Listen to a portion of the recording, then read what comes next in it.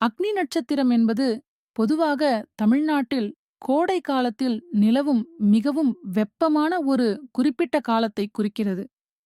இது வழக்கமாக சித்திரை மாதத்தில் வரும். அக்னி நட்சத்திரம் தமிழில் கதிரிவெயில் அல்லது கத்திரிவெயில் என்றும் அழைக்கப்படுகிறது. இது ஒரு வருடத்தில் சூரியன் மிகக் கடும் வெப்பத்துடன் கிருத்திகை நட்சத்திரத்தில் பயணம் செய்யும் காலமாகும்.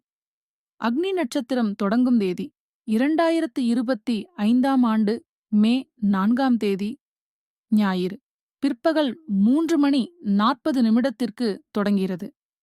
அக்னி நட்சத்திரம் முடிவும் தேதி மே 28ஆம் தேதி புதன் இரவு 10:49 மணி வரை நீடிக்கிறது. அக்னி நட்சத்திரம் மொத்தம் சுமார் 24 நாட்கள். இந்த நாட்கள் வெப்பம் உச்சமாக இருக்கும். மக்கள் உடல்நலம், நீர் இழப்பு மற்றும் சூழ்நிலைகளை கவனிக்க வேண்டிய அவசர காலம். இந்த நேரத்தில் சூரியன் மேஷ ராசியில் உச்சத்தில் இருப்பதால் வெப்பம் அதிகமாக இருக்கும் என்று கருதப்படுகிறது.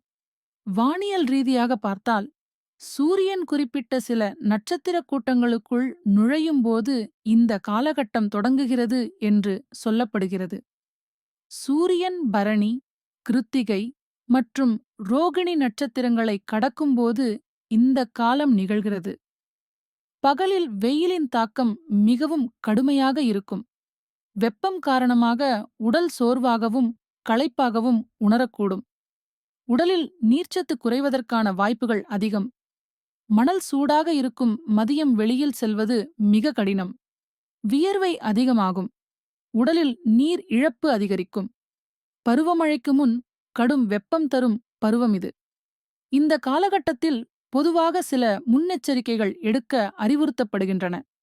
அதிகமாக தண்ணீர் குடிப்பது, வெளியில் செல்வதை தவிர்ப்பது, குறிப்பாக நண்பகல் நேரத்தில், லேசான மற்றும் பருத்தி ஆடைகளை அணிவது, உடல் சூட்டை அதிகரிக்கும் உணவுகளை தவிர்ப்பது, ஆன்மீக மற்றும் பாரம்பரிய விசேஷங்கள்.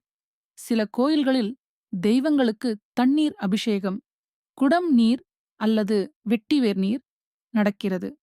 கோயில் உண்டியல்கள் அருகே மக்கள் தண்ணீர் குடிகள் வைக்கிறார்கள். நம்பிக்கைகள்.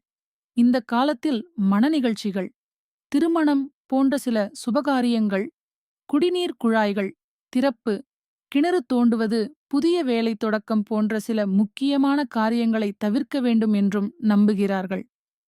பசுமை பாதுகாப்பு மற்றும் உடல் ஆரோக்கியத்தை கவனிக்க வேண்டிய காலம். அதிகமாக நீர், பானங்கள், பழச்சாறுகள் குடிக்க வேண்டும். குளிர்ச்சியான உணவுகள், பனங்கிழங்கு, தயிர், இளநீர், நெல்லிக்காய் எடுத்துக்கொள்ள பரிந்துரை செய்யப்படுகிறது. வெயிலில் நேரடியாகச் செல்ல வேண்டாம். தலைக்குடை, குளிர்ந்த ஆடைகள் உதவிகரமாக இருக்கும்.